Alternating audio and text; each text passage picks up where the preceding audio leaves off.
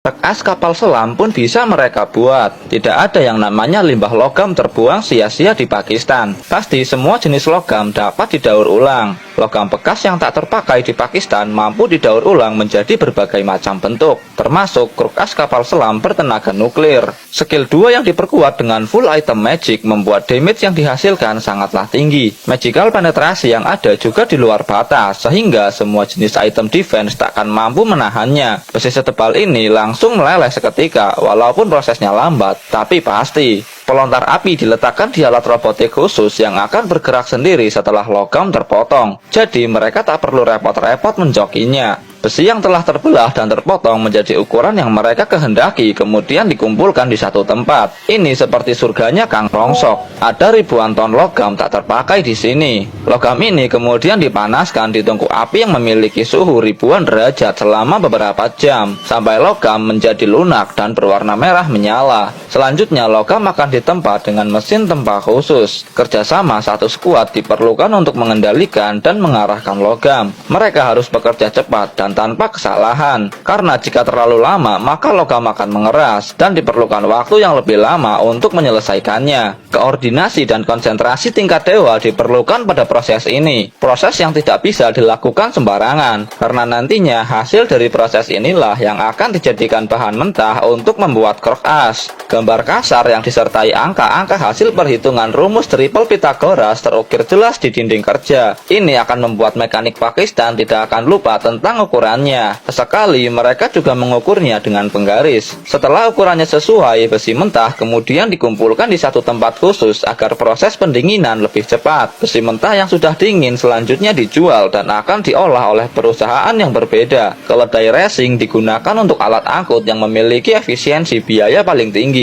agar keuntungan yang diperoleh dapat dimaksimalkan. Sebelum dibeli, pemilik perusahaan harus memastikan ukuran barang yang dipesannya sesuai seperti kebutuhan perusahaan, karena barang yang sudah dibeli tidak dapat dikembalikan. Mirip seperti sistem COD, cash or duel. Setelah deal, langsung pindahkan besi mentah ke mesin bubut untuk dieksekusi. Di perusahaan ini hanya pria berkacamata inilah yang bisa dan mampu untuk mengatasi lawan yang sulit. Jenggot berwarna putih miliknya memendam ribuan cerita dan menjadi saksi bisu betapa banyaknya ilmu pengetahuan yang ia miliki. Ujung logam harus dihaluskan manual dengan gerinda. Kemudian oleskan bedak bayi cair ke area yang telah dihaluskan. Bedak bayi ini akan memudahkan untuk menentukan titik tengah. Pengukuran tingkat lanjut digunakan, walaupun alat yang sederhana, tapi skillnya bukan main, karena kasta pengalaman lebih tinggi dari alat. Ujung mesin bubut langsung diletakkan ke titik tengah sebagai poros putar. Ini sangat penting dilakukan, karena presisi dari kertas sangat berpengaruh ke performa mesin. Setelah itu, kikis perlahan permukaan yang masih tidak rata. Pengukuran juga harus dilakukan secara berkala untuk memastikan tidak ada kesalahan saat membuatnya. Proses ini memerlukan waktu yang lama, jadi kesabaran dan ketekunan sangat diuji di sini. Pekerjaan yang lebih mementingkan otak daripada otot.